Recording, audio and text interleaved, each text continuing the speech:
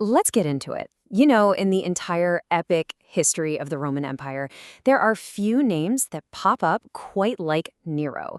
He's this figure that's just wrapped in controversy, remembered pretty much as one of history's great villains. So, how did he get that reputation? Well, the story that has defined him for almost 2,000 years really boils down to one single explosive question. Did he actually torch his own capital city? That's the huge mystery we're going to try and unpack today. But to really understand the supposed villain, we gotta meet the man first.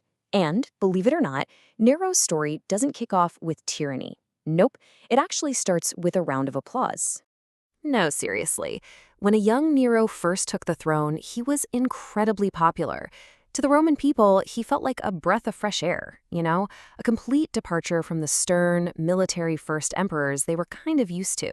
He was charismatic and, well, he had a very different set of priorities. And this is what's so fascinating. Nero saw himself less as a ruler and way more as an artist. His real passions in life were things like poetry, playing music, especially his lyre, and get this, performing on stage. This was his identity, really, the core of who he felt he was, long before politics and disaster crashed the party. So now we get to the event that would change absolutely everything, not just for Nero, but for Rome itself. We're talking about a catastrophe that would swallow the city in fire and suspicion. Okay, picture this. The year is 64 AD. A fire breaks out in the merchant district of Rome. But listen, this isn't just any old fire. This is a full-blown inferno. For more than a week, this fire just chewed through the heart of the Roman Empire. Entire neighborhoods were just gone. Homes, ancient temples, the bustling markets, all of it turned to ash.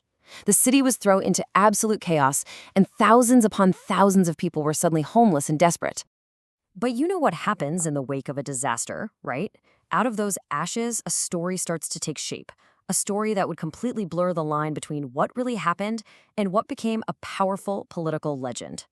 So, as the smoke finally began to clear, this really chilling rumor started to grip the city. People started whispering that this was no accident. The story went that Emperor Nero himself was the arsonist, that he had burned down a huge chunk of his own city just to make space for a gigantic new palace he wanted to build.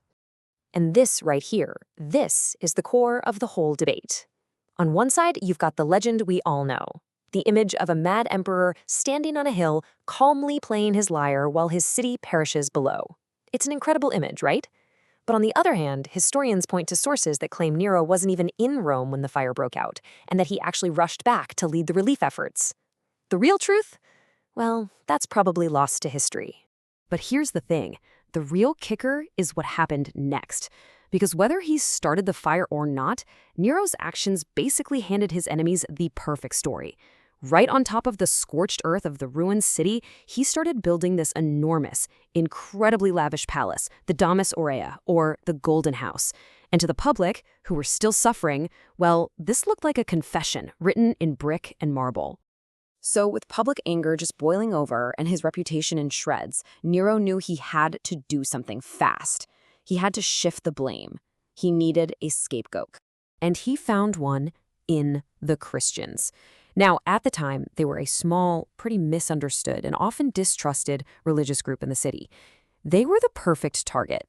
Nero publicly accused them of setting the fire, and just like that, he turned all that public rage away from himself and onto this vulnerable community, which led to some truly brutal persecutions.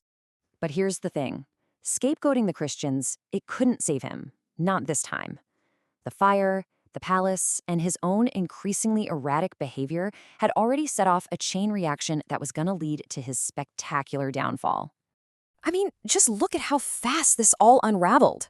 The fire in 64 AD lights the fuse. Then, for the next few years, the construction of the Golden House just fans the flames of that resentment. By 68 AD, boom, a major rebellion breaks out. The Senate, sensing which way the wind was blowing, declared their own emperor an enemy of the state. Totally abandoned and now a hunted man, Nero was forced to take his own life. So after all that, after the fire, the palace, the fall, how do we remember this artist emperor? Well, it might all come down to his very final moments. As he faced the end, his reported last words weren't about his empire, or his power, or his legacy as a ruler. They were about his art. What an artist dies in me. Right up to his very last breath, he saw himself not as a failed emperor, but as a great performer whose final curtain was tragically falling. But history, well, history is usually written by the winners, right? And it had a totally different role in mind for him. He wasn't remembered as the artist he thought he was, but as a cruel tyrant. And let's be honest, that narrative was incredibly useful for the emperors who came after him. It helped make their own rule look better by painting his in the darkest colors imaginable. Which kind of leaves us with the big question, doesn't it? Was Nero really the monster that history has made him out to be? Or was he an artist, totally unsuited to rule, who just happened to become the perfect villain for a story written by his enemies? The answer, just like so much of ancient Rome, might just be buried in the ashes.